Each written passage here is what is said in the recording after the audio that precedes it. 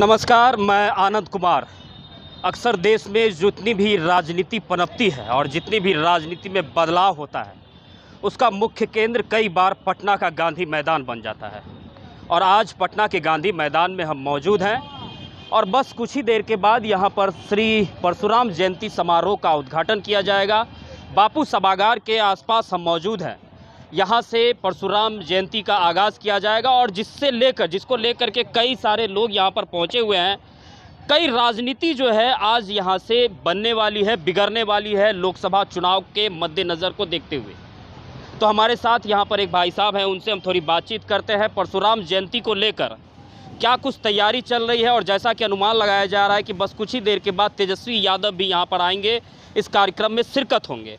तो तेजस्वी यादव की क्या भूमिका रहेगी, परशुराम जी की क्या भूमिका रहेगी, इन तमाम मुद्दों पर जो है हम इनसे बात करते हैं। सर, क्या नाम हुआ आपका? मेरा नाम पुरुषोत्तम कुमार हुआ, भावी संसदीय उम्मीदवार बनारस लोकसभा क्षेत्र। बनारस से? जी, बनारस। तो मतलब सीधे तौर पर आप मोदी जी को टक्कर दे रहे हैं क्या? ये बिहार की धरती है जनाब। अच्छा।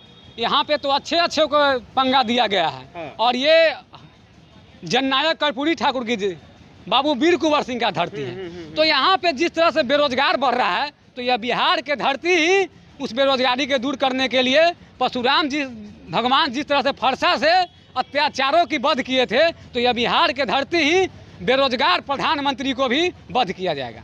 मतलब फरसा उठाने की तैयारी चल रही है? जरूर, क्योंकि अब वक्त आ चुका है। हमें धर्म में मत बांटिए जनाब, हमें रोजगार दीजिए ना। 2 करोड़ रोजगार की वादा क्या हुआ? 15-15 लाख खाते में कब आएंगे? काले धन वापस कब आएंगे? उसके बाद डिजिटल इंडिया का क्या हुआ? आदर्श गांव को क्या हुआ?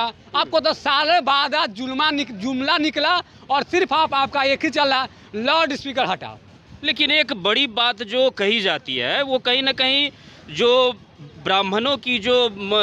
ब्राह्मणों का जो पकड़ है वो कहीं ना कहीं भाजपा के खेमे में है।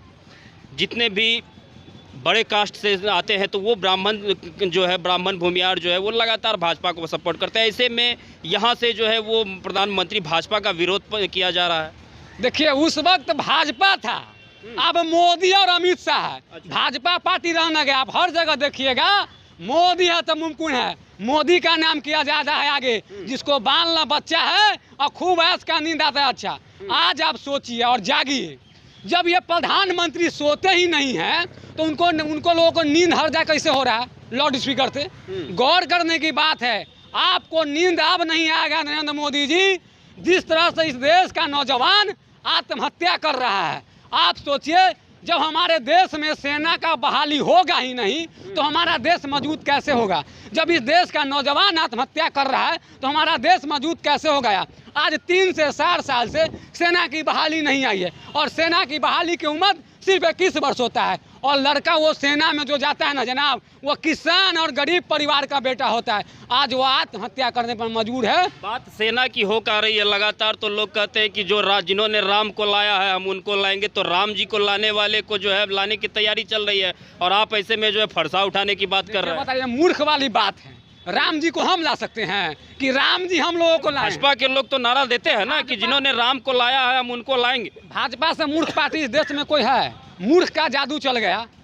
आज तक प्रधानमंत्री अपना डिग्री दिखाएं और उनका अगर पढ़िएगा विकिपीडिया में तो वो लिखेंगे दिल्ली विश्वविद्यालय और गुजरात विश्वविद्यालय से डिग्री लिए हुए हैं। और उनका हम एक खुद इंटरव्यू सुन रहे थे, उसमें वो खुद कह रहे थे कि हम पढ़े लिखे आदमी नहीं है।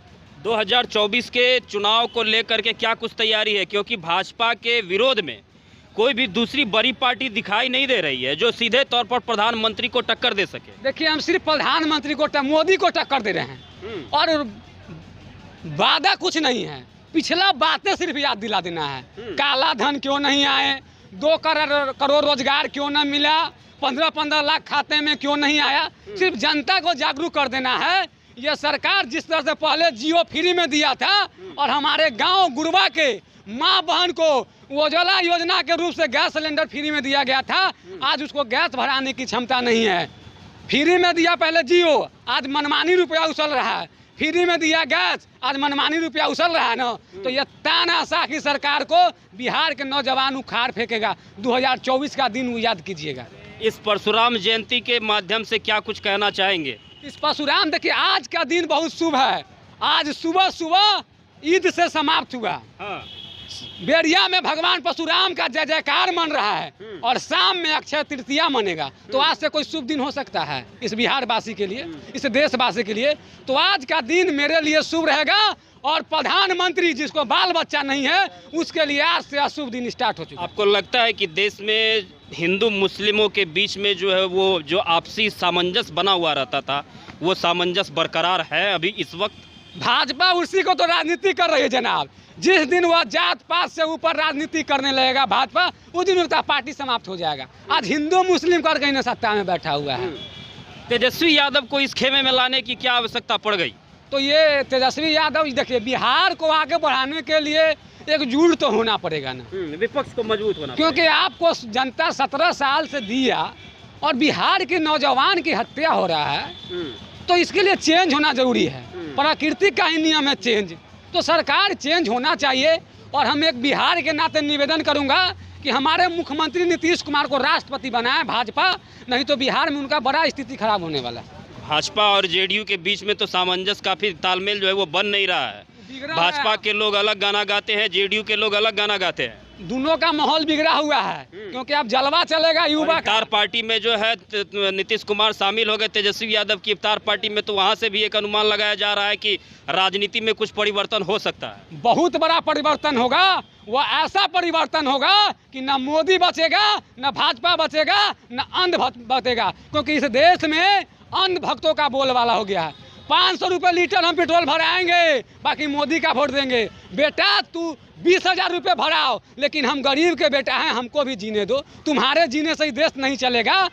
और लोग हैं, ये देश में 140 करोड़ आबादी है, तुम्हारे जैसे 2,000 या 2 लाख से देश नहीं चलता है। तो देखिए, हम आपको बता दें कि इस वक्त गांधी मैदान में हम मौजूद हैं। गांधी मैदान के बापू सभागार के सामने हम इस वक्त मौजूद हैं और यहाँ से बस कुछ ही देर के बाद भगवान परशुराम जयंती का समारोह का आयोजन किया जाएगा, जिसमें तेजस्वी यादव भी शामिल होंगे और भी कई सारे लोग यहाँ पर शामिल होंगे। लेकिन बिहार में इस वक्त सबसे बड़ी चर्चा यह है कि नीतीश कुमार तेजस्वी यादव के इफ्तार पार्टी में जाने के बाद कहीं ना कहीं राजनीति में काफ़ी बड़ा बदलाव देखने के लिए मिल सकता है। आने वाले दिनों में क्या कुछ होगा उसकी तमाम जानकारी हम आप तक पहुँचाने की कोशिश करते रहेंगे। बहुत बहुत धन्यवाद।